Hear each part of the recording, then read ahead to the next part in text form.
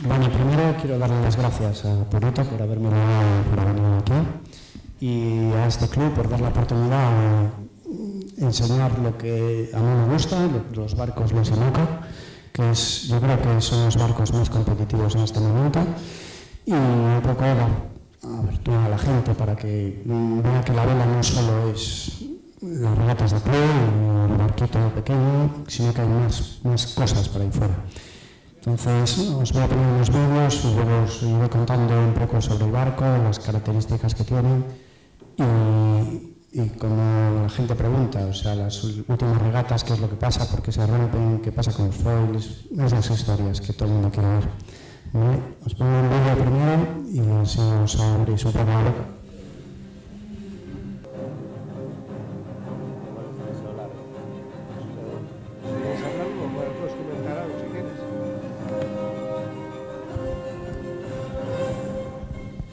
Este barco que veis es el Kingfisher.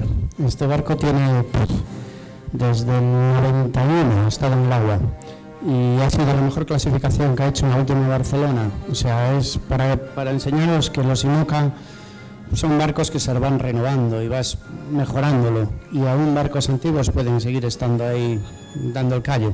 Este barco fue en la anterior Barcelona fue el Estrella. Y antes, en la anterior edición fue el que ganó la anterior edición de la Barcelona.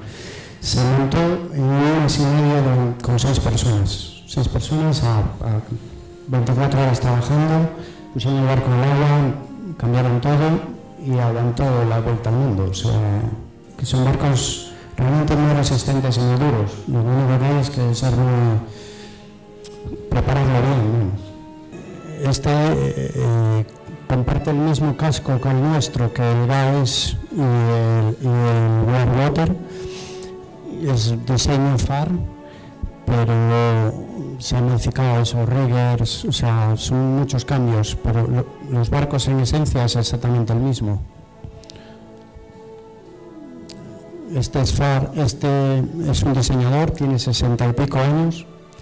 Hicimos las pruebas médicas juntos y las pruebas de esfuerzo, y él consiguió decir: yo no quiero hacer pruebas porque tengo mi médico especial y yo no quiero correr en la cinta porque no voy a poder. Este barco, bueno, ya lo conocéis, vos lo conoce todo el mundo. Bueno, conozco mucho a Alex y no he hablado con él. Me ofreció ser capitán de su barco y le dije que no, por esa razón. No es el barco que está ahora navegando, no es el nuevo actual. Este fue Paper Riverbank en el anterior Barcelona y es un Verdier. Pues ahora todos los IMOCAs nuevos son Verdiers, son los que dicen que andan más. Bueno, empiezo a contaros desde el principio, pero bueno, la IMOCA empezó en 1991 y fue a raíz de la primera vendée, de la del 96-97, cuando empezaron a poner normas, porque hay que controlar los barcos, porque en esa vendée fue cuando estuvieron muchos barcos volcados con la quilla para arriba, y entonces a raíz de eso se pusieron muchas reglas, y que están bien, siguen siendo open. Los barcos son muy radicales, muy ligeros y muy rápidos, pero al mismo tiempo tienen que ser muy seguros. O sea, en teoría son insumergibles. Por eso yo me sorprendió cuando hubo dos se bajaron porque decían que se hundía. El barco no se puede hundir y de hecho fueron a buscarlo al día siguiente. Son barcos muy grandes, son 18 metros 28 más el botalón, que son 2 metros más. El palo son 29 metros. Y de manga son casi 6 metros, 5,85. O sea, son muy grandes para ser solo 2 personas o 1 persona las que navegan alrededor del mundo. Pero lo que hay, o sea, la gente dice: ¿por qué se rompen? ¿Por qué se rompen? Bueno, porque todo el rato tienes que investigar y mejorar, y los últimos verdes se echan al agua muy pronto. Y luego vos luego 5 días antes de la salida. Eso es una locura, no lo haría nunca. Y por ejemplo, o sea, yo por ejemplo el Gaes lo he desmontado entero 10 veces. Y cuando digo entero son todos los tornillos. O sea, tornillos de 5, de 6, de 8, de 10, de 12. Se sacan todos. El palo se desmonta entero. Se sacan todas las piezas, se chequean todas las piezas, se comprueban, se vuelven a montar, se ve lo que ha fallado, se refuerza y luego vuelves a salir. O sea, no puedes dejar nada por si acaso. Esto seguro que aguanta, no va a aguantar. Porque si comparáis un barco cualquiera de los que está ahí, vale, igual sales a navegar y son 6 horas continuas de navegación. No haces más que eso. Pero en un barco que está navegando 3 meses seguidos, o sea, un cabo que roza con otro cabo, se rompe. A la semana desaparece. Entonces, cualquier roce hay que verlo, analizarlo, ver por qué, cambiarlo y ponerlo donde está. Es muy lógico que los barcos que han ido ahora se han roto todos, ¿eh?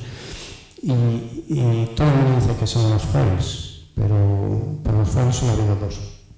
El resto son muchas roturas. En uno de los se pegó un golpe, abrió un boquete y se hundió.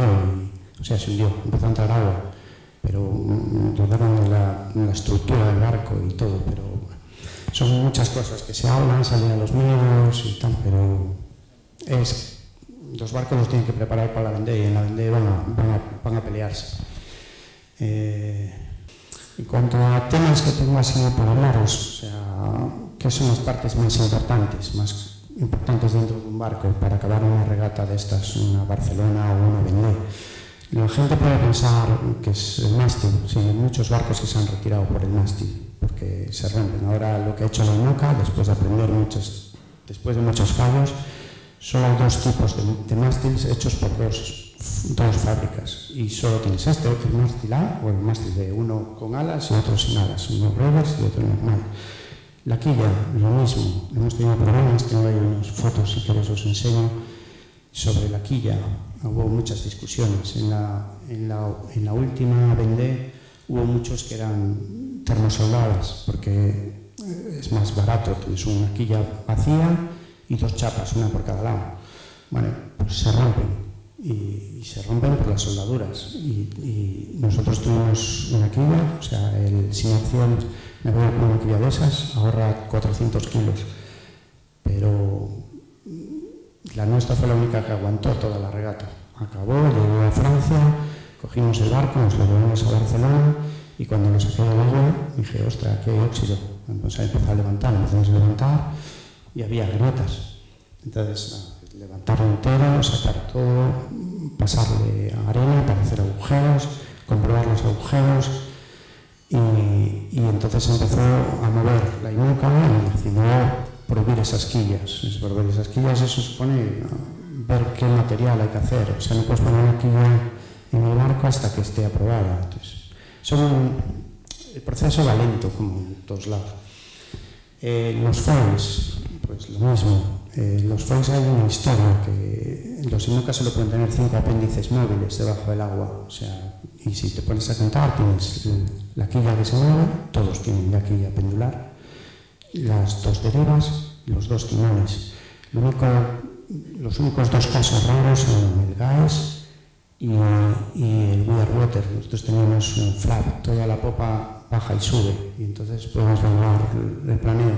Entonces tienes un barco que pincha más o levanta más la proa, que parece que no, pero llevas más vela encima y en popa puedes aguantar. Somos los únicos barcos permitidos. Hay unas reglas, que me voy a traerlo en un libro, que son todas las normas, y los barcos antiguos que antes de poner la norma les permiten seguir navegando con eso. Entonces nosotros mantenemos ese flap. Pero claro, ahora que quieren meter los foils, pues se han encontrado que hay que sacar los daggers, que son verticales normalmente, y evitan la deriva, porque claro, levantas la quilla y el barco se va de lado. Entonces va uno vertical. En vez de ese, ahora tienes que poner el que va en ángulo, que es el foil. Pero ¿qué pasa? Que los barcos no ciñen y con poco viento no andan. Solo pueden andar cuando van en rumbo abierto, y en rumbo abierto con los otros barcos levantados los daggers. O sea, es totalmente continuo lo opuesto. Entonces hay que adaptarse, aprender y ver cómo van los barcos. Y todos los nuevos Verbier van eso con foils y es una historia nueva y está todo el mundo probando. Luego hay gente que dice, bueno, la timonería es muy importante en estos barcos también, porque o sea, ahora todos tienen sistema de, si pegas con algo, se levanta, te pones un tortazo, vuelves a bajar y vuelves otra vez a navegar, pero no rompes el timón. Antes, si os acordáis de los vídeos viejos de la mañana, pues sacaban el timón para abajo, metían otro timón, había que estar fondeado para hacer el cambio. Ahora ya levantas el timón y si llegas a romperlo, lo sacas y pones el otro. O sea que puedes hacer cosas. Pero la parte más importante dentro de los IMUCA es lo que nosotros llamamos la zona de vida, porque en un barco de estos lo más importante es la energía, o sea, necesitas energía no para tener el equipo viento y todo, sino para hacer agua, porque sin agua no vives. Y necesitamos que la potabilizadora funcione siempre. Es una potabilizadora, sacamos 10 litros diarios, eso es nuestra comida, nuestra bebida y todo. Entonces, si se te estropea, se acabó. O sea, energía, el agua, y luego tienes que mantener las comunicaciones, o sea, también necesitas mantener la energía. Dentro de la zona de vida, o sea, los barcos son muy grandes, pero es solo un trozo en el centro, donde tienes todo. Está la potabilizadora, está tu zona donde vives, o sea, donde comes, que comer es un hornillo, es un camping gas, o sea, es una cosa muy ridícula, es lo mismo que tienen los monos, es un camping gas pequeño, no hay ningún exceso. Cuarto de baño no existe, es un cubo, lo que hacemos es hacemos un cubo de carbono para poderte sentar, porque si no se te arruga, y poca cosa más. O sea, lo impresionante de estos barcos es que siendo tan grandes pueda ser solo una persona que lo lleve. O sea, eso no lo puedes comparar con ningún barco de aquí.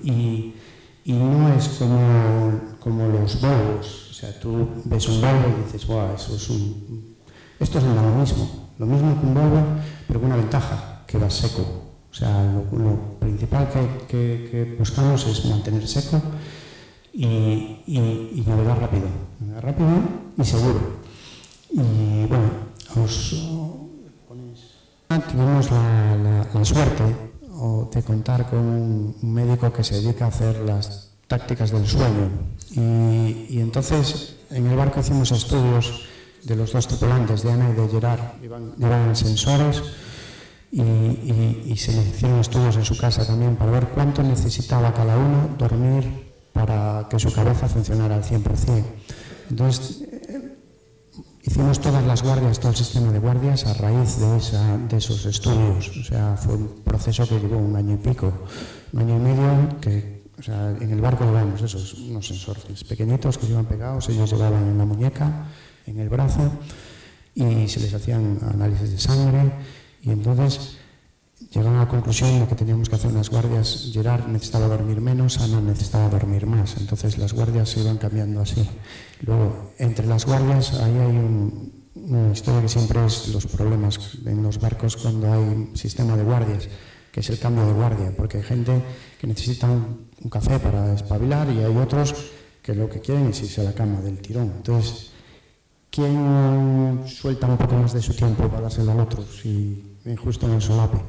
Pero bueno, al final llegaron a un sistema y ellos mismos son los que tienen que ponerse el sistema. Luego, dentro del trabajo de día, no solo es en la navegación, o sea, cuando se levantaban, lo primero que hacían, bajaban al parte, comprobaban, hablaban con el otro, ver qué es lo que había pasado, qué es la decisión, antes de salir a cubierta. O sea, antes de salir a cubierta pasaban muchas cosas ahí abajo. Luego, calentar agua, el que salía a bajar ponía el agua para que el que salía pudiera comer algo caliente antes de salir. O sea, son luego chequeos del barco, hay que hacer 2 chequeos del barco al día. O sea, antes de la noche, o sea, a media tarde tienes que chequearlo todo, porque luego por la noche es cuando vienen. Todo se rompe por la noche, siempre. O sea, que es lo peor. Entonces, tú si te antepones a eso, primero tras la proa, chequeas toda la cubierta, vas viendo, vas para abajo, chequeas dentro, por si has pegado algo o no tienes algún problema, el endoscopio, es un aparato que le metes por un agujero y chequeas la quilla, Sí, sí. Duri, que es para revisar el culo, sí, también es para eso. Pero la idea es mirar la quilla, si las derivas no tienes nada, el timón. Entonces, son muchos trabajos. Y, o sea, los partes son 2 veces al día, por la mañana y por la tarde. La comida, sacar la comida que era. Entonces, depende de cada barco, porque luego vas a hablar con otro, por ejemplo, con Pachi y con Talpe, era totalmente distinto, no había guardias. Los dos eran muy amigos, se conocen desde hace muchos años, entonces duérmete ahora. Y uno se echaba a dormir y dormía. Y mientras que el otro no se sentía cansado, no lo despertaba. Y si había momentos de marrón, estaban los dos arriba. Pero es eso, cada patrón se ajusta a su horario biológico, ¿no? Lo que pasa es que hay que saber cuánto necesitas dormir, porque vas acumulando. O sea, al principio, tú cuando haces aquí una regata de 2 días, no duermes. O sea, subes al carronero y aguantas en la cubierta, pero al tercer día, al cuarto día, estás que te caes. Entonces tienes que obligarte a dormir. Y el principio de la regata de la Barcelona es muy importante, porque la salida del Mediterráneo te marca ya la mitad de la regata. Entonces es un sitio donde tienes que estar muy despierto. Sí, mira, por ejemplo, te puedo contar que Gerard hizo el anterior Barcelona con un francés. No se mataron a mitad de milagro. No sé, o sea, y muchos que van a 2 dicen eso, mira, son amigos hasta que se suben al barco. Cuando acaba la regata no te quiero ver en mi vida, vamos. Pero hay fricciones, o sea, tú en tu casa hay fricciones con tu mujer. Imagínate en un barco. Te preparas, pero tienes también una ventaja, que puedes llegar a no convivir con otra persona cuando vas a regatas a 2, porque cuando uno duerme el otro despierto. Entonces puedes conseguir suavizarlo, lo que es que depende de la persona, ¿sabes? Entonces hay problemas. Y tienes que conseguir confianza plena en el otro. Si no confías en el otro, o sea, entonces tú no vas a dormir, no vas a descansar, vas a dar dándole vueltas a la cabeza y vas a tener problemas. Momento de terror. Es un poco lo que he contado antes, está todo empezando. Se sabe que el barco en algunas condiciones son 2 nudos o 3 nudos más rápido que los IMOCA antiguos, ¿vale? Hay una gran diferencia en relación a peso. Los barcos nuevos pesan 6,5 toneladas. El Gaes pesaba 8 toneladas. Cuando lo cogí pesaba 9, conseguimos bajarlo y 8 toneladas 200, creo que dio la última vez en la báscula. Son mucho más ligeros, tienen menos vela, son más fáciles de llevar porque ya los últimos Verdier del anterior eran mucho más fácil de gobierno, porque son más ligeros y más fáciles. O sea, los otros son más pesados, es más difícil arrancar, todo pesa más, tienes que tirar mucho más de winche. Entonces, son más cómodos. Pero ¿qué pasa? Que primero tienes que hacer mucho trabajo previo antes de navegar para saber en qué ángulos son realmente óptimos y en cuáles no. Y ajustar tu ruta con relación a esos números. Entonces, es un trabajo lento. Por ahora, todos los enfrentamientos que han hecho han ganado los viejos. Pero es muy pronto todavía. Y el que ha ganado ahora ha dicho que él va a mantener los foils. Y es una persona que ha hecho 2 segundos en la Vendée, o sea, no es manco. Él se ahorrará mucho tanque de lastre, seguro, porque o sea, ya hay diferencia en nuestro barco con la popa, con el flap, con otro barco, porque nosotros para meter tanque de lastre a popa tenemos que tener más de 25 nudos. Y si no, vas sin agua. Tienes que mover todas las velas. Primero empiezas a mover velas de lado. Eso te va a llevar como 3 minutos. Estamos en una trasluchada, ¿no? 3 minutos, 5 minutos. ¿No? Depende, porque si las llevas a popa de todo y las tienes que meter a popa de todo en el otro lado, es distinto. Estoy hablando abajo. Empiezas abajo. Primero empiezas a mover todo el lastre. Nuestro barco tiene una ventaja sobre otros, que nosotros tenemos lo que llamamos el satélite. Justo en la zona de vida nosotros teníamos un cajón inmenso donde estaba puesta la litera, que tengo una foto por ahí, donde está durmiendo. Una de la carpeta que era comodidades, o ¿cómo se titulaba eso? Bueno, sí. Y entonces ese cajón iba sobre ruedas, iba conectado arriba al pedestal. Entonces nosotros del tirón movíamos 500 kilos de una banda a la otra. Y que teníamos nosotros. Entonces eso se quita mucho, es muy cómodo, ¿eh? Pero 500 kilos moverlos a pecho son 500 kilos. Porque el resto de los barcos igual ahí se van 5 minutos más, porque realmente vas tirando cosas y al mismo tiempo al ir tirando cosas rompes cosas, porque quieras o no, los sacos, las bolsas van muy preparadas, las llevas con mucho material para que no se rompan, pero las tiras, porque lo que quieres es hacerlo rápido. Entonces cambias todo de lado, se te van otros, 10 minutos, estás 10 minutos antes de trasluchar. Y luego sales a cubierta, te tienes que vestir porque abajo sudas, quieras o no quieras, sudas. Entonces te vistes, pones el traje de aguas, te vuelves a poner el arnés, te enganchas, empiezas cambiando la mayor, la metes para el medio, metes la cuerda de sota, sueltas la cuerda de barlo y trasluchas. Y trasluchas uno con la escota y otro con o sea, el mismo que lleva la caña lleva la escota, que la convierte en el otro lado, quedas una francesa y luego cambias para el otro lado, vuelves a cambiar y, bueno, otros 2 minutos más. O sea, el proceso te va, que la ría no te llega. Porque esto estoy hablando del barco, va a 20 nudos. Entonces, pues, a trasluchar. En Zamora, pues te dura. Vale, esto es lo que os decía. Mira, en la izquierda es justo el ordenador, él está en la cama, este es Gerard, y justo en la parte de atrás, todo lo que veis, los interruptores y todo el gas, eso es un cajón que va para atrás. Ahí lleva todos los recambios, que recambios llevamos un montón de kilos, parte de la comida del último mes, toda la electrónica, toda la ropa. Nos hicieron llevar una boya que se está haciendo un estudio de las derivas, o sea, el movimiento del mar y todas las corrientes. Entonces había una boya ahí que pesaba 50 kilos, creo que iba. Los 2 rizones obligatorios, la cadena obligatoria, el cabo, o sea, son 500 kilos. Que ya te digo, si no tuviéramos eso, esa mano, que es como lo llevan todos los barcos. ¿Qué más? ¿Preguntas? Estamos en cubierta. Bueno, pasó la mayor, estamos hay una persona que solo lleva la caña y va a agarrar a la escota de esquí, a la vieja, y el otro no para o sea, se queda poniendo botes. Y una vez que acabas ahí, pues te vuelves a sentar y el otro a dormir, después de haberse comido todo el marrón, claro. De morro, una viada.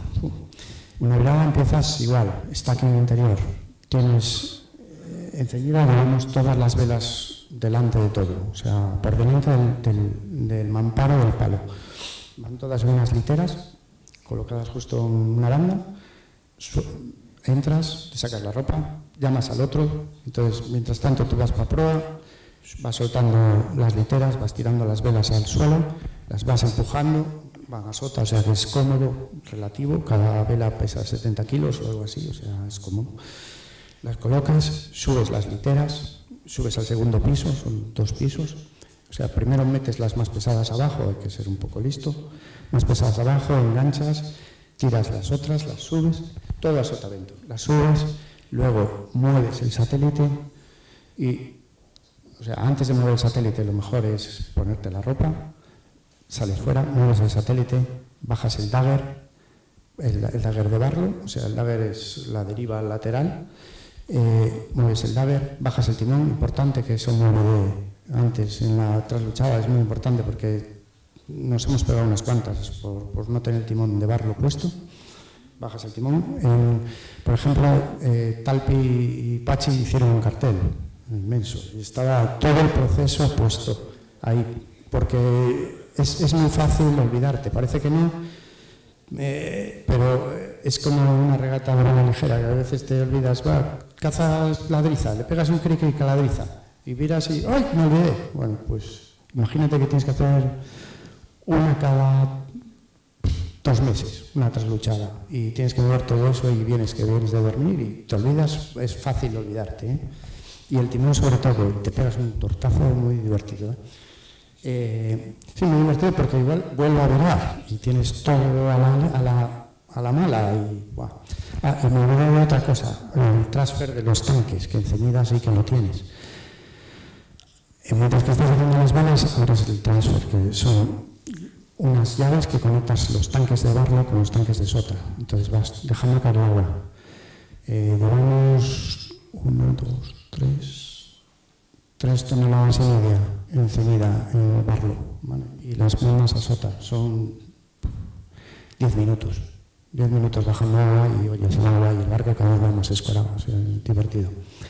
Eso, bajas el bagger, bajas el timón y entonces puedes meter la caña y miras. O sea, hay veces que haces regatas así con varios IMOCA y es muy divertido. Levero, no, levero, le caigo, paso por detrás y que viene otro, yo no paso. Es un poco así, hay que adaptarse. 10 minutos, 12 minutos, 15 minutos, depende. Bueno, puedes llegar a 20 minutos, puedes llegar, pero no, lo puedes hacer antes, ¿eh? Todo depende de si llevas los tanques de arrastre, ¿eh? O sea, el agua es lo que te condiciona. El agua tiene un problema también, que si hay viento pasa rápido, si no hay viento no pasa. Y te queda la mitad y luego tienes que poner las bombas y vaciar lo eléctrico, consumir mogollón de baterías. Hay muchas veces que no pones las dices, no paso. A no ser que me voy lanzado, me va a durar, no pongo nada. Bueno, la electricidad es de las cosas más importantes en el barco y son realmente, hay que pensar mucho y siempre tienes que tirar de gente que sabe. En nuestro barco hicimos 3 paquetes, o sea, 3 paquetes. Tenemos unas baterías que mueven la quilla. La quilla tiene una historia, es un motor eléctrico que consume un montón, pero en momentos puntuales. O sea, ahí hemos metido 2 baterías normales, como si fueran de coche, normales. Y luego tenemos el motor de arranque, como cualquier barco, y ahí hemos usado unas baterías muy pequeñitas, nanotecnología, cuestan un pastón, son así, son como las de una moto, pero da para arrancar 12 veces el motor. Y luego se van recargando, pero pesan nada. Y nuestro barco iba a 24 voltios en vez de a 12. Por un tema de ahorros en el cableado puede ser más fino. Y luego llevábamos una Master Ball de 240 amperios, un pepino que ese es el que llevaba todo. Y esa es la única que se cargaba. Íbamos cargando esa batería y de esa batería se cargaban los otros 2. Para cargar esa batería, en la anterior Barcelona, en la del Renault, llevamos a bordo 250 litros de gasoil, más 2 hidros. Los hidrogeneradores van en la popa, llevamos 2, y el problema fue que salieron justo el año anterior a la Barcelona, esa Barcelona, y fuimos los conejillos, fuimos los primeros que probamos ¿eh? No. Los hidrogeneradores... Vale, ya Necan hizo toda la vendida con 45 litros de gasoil y gastó todo en el Índico con la calefacción. O sea, funcionó todo euros. Todo hidros. Y el hidro, a partir de... No. Eso es lo que usan ahora todos los barcos, ¿eh? A partir de 10 nudos no te para. No te para. O sea, porque a 8 nudos el barco se para. Porque, bueno, se para una décima, pero no le llega. Necesita más power. Pero a partir de de 12 nudos ya te empieza a dar 12 amperios. 12 amperios que te puede llegar a partir de cuando vas a más de 25 nudos es peligroso llevar el hidro, hay que ir vigilando porque te puede saltar y reventar todo, que es lo que le pasó a Hugo Boss en la Vendée, que le saltó el hidro disparado, rompió toda la potencia de la timonería y todos los tubos de la timonería, porque es una guillotina que viene muy rápido. Pero los hidros en este momento es lo mejor, ¿eh? Hay otro barco que habréis oído mucho, que es el Acciona, que se ha hablado mucho de él y tal. El Acciona llevaba unos paneles solares, última generación, se han hecho en Alemania, que producían electricidad hasta por la noche. O sea, yo conozco a los que montaron todo el sistema eléctrico de ese barco y funciona. Lo que pasa es que es una pena que ese barco se hundió porque tenía una quilla de estas mecanosoldada, que tengo ahí fotos de su rotura, y todo el mundo dijo que la quilla se rompió por una pérdida de electricidad y eso no es cierto. O sea, se rompió porque la quilla estaba mal soldada. Pero se recuperó, el barco ese sí se recuperó, pero estuvo volcado, toda la electrónica se tiró toda la basura y ese barco está en Palma y estaban viendo si lo compraban o no lo compraban, no merecía la pena. Pero bueno, de hecho el diseño del barco yo creo que no es un barco muy rápido, o sea que es mejor que lo dejen donde está y que se quede ahí. Pero... Vamos terminando, las dos últimas preguntas, por favor. Esteban, yo quería hacerte una. Bueno, el coste, Aurelio, pregunta. No. Yo...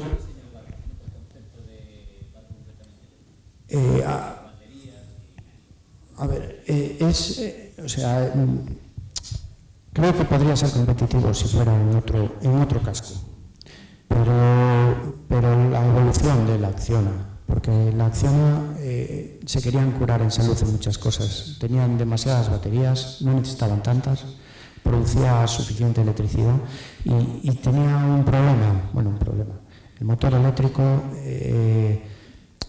Dentro de la IMOCA hay una serie de normas que cumplir, ¿no? Y tiene que aguantar 5 horas y dar más de 5 nudos. Vamos todos muy justitos, porque es un 60 pies con un motor de 40 caballos. O sea, lleva un motor de 20 pies. O sea, va justo. Cuando entra un poquito de viento no va adelante y se te va de lado. Y es mejor llevarlo marcha atrás. O sea, tiene sus historias. Entonces... Para pasar la norma, la Acciona la miraron muy. Y entonces, ¿qué pasa? Tenía que llevar pilas de hidrógeno y un montón de baterías, porque si no aguantaba tantas horas a tal. Entonces, si le sacas ese problema, si no tiene que llevar motor, pues ya estaría. O sea, el barco le podría sacar la mitad de las baterías que llevaba y aligerarlo mucho más, porque iba un poco cargado. Pero bueno. Voy a hacerte una pregunta ya para cerrar esta charla. El coste de un proyecto de IMOCA, ¿cuánto estamos valorando? Es muy difícil hacer esta pregunta, pero una tercera parte de lo que cuesta una Volvo. O sea, es que ahí está. Vale, ven. Vamos a ver. Te puedes hacer, o sea, por ejemplo, el proyecto del GAES costó 1,5 millones, ¿vale? Pero ya había barco. Es 1,5 millones más barco. Construir un barco de la última generación cuesta casi 5 millones. Ponerlo en el agua. O sea... No, 1 millón es... No, para el diseño, ya, vale. No, pero bueno... por ejemplo, los que tanto se habla ahora, los barcos de la última camada, ¿no? Pues todos es el mismo diseñador. Varían cosas adaptadas a cada patrón. Entonces, ¿qué hicieron? Hicieron paquetes y sale más barato. Usaron los mismos moldes, bajaron precios. Entonces, el Banco Popular yo creo que ha costado 3 y pico, 4 millones, no más. Pero bueno, eso es el método para conseguirlo más barato. Pero, por ejemplo, los barcos que ganaron la última Vendée se han vendido O sea, estaban a la venta por 2,5 millones y el último, el de Gabal, el que ganó, se vendió por 1,5 millones.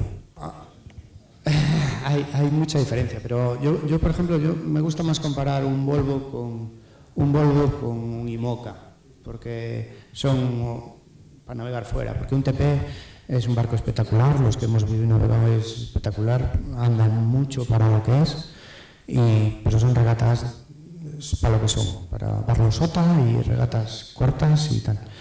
Para navegar fuera, yo creo que la fórmula es de IMOCA. Los Volvos empezaron con 70 pies, eran rompedores y ibas mojado todo el día, mojado dentro, mojado fuera, ibas muy rápido, siempre ibas muy rápido, pero ahora han pasado los 65, ¿no? O sea, y los 65 es un IMOCA, o es un poco más grande, pero en el IMOCA vas mucho más cómodo que un Volvo, porque el Volvo tienes que seguir vendiendo el que vayan mojados y que vayan incómodos y que le salgan granos en el culo y, ¿sabes? Pero ¿por qué? O sea, tú vete con un IMOCA que vas a la misma velocidad, tiene muchos más avances que un Volvo, porque ya ves los foils y va seco. O sea, y coges y pones el piloto y te metes dentro, te preparas un té y vuelves a salir y vuelves a coger la caña. Yo cruzando de Nueva York, Barcelona, o sea, fuimos cerca de los hielos, ¿vale? Pues yo navegué en bañador y camiseta un montón de días y si ves las fotos el agua pasaba por encima. Tú vas dentro de la cúpula, si no tienes que salir, bueno, pues ya está. Si estás durmiendo y te llama tu compañero para salir, él va con el traje de aguas porque está fuera y tiene que saltar, pero tú sales con lo que llevas y tú no sales de la bañera y no te mojas y vuelves otra vez a dormir y ya está. Es mucho más claro.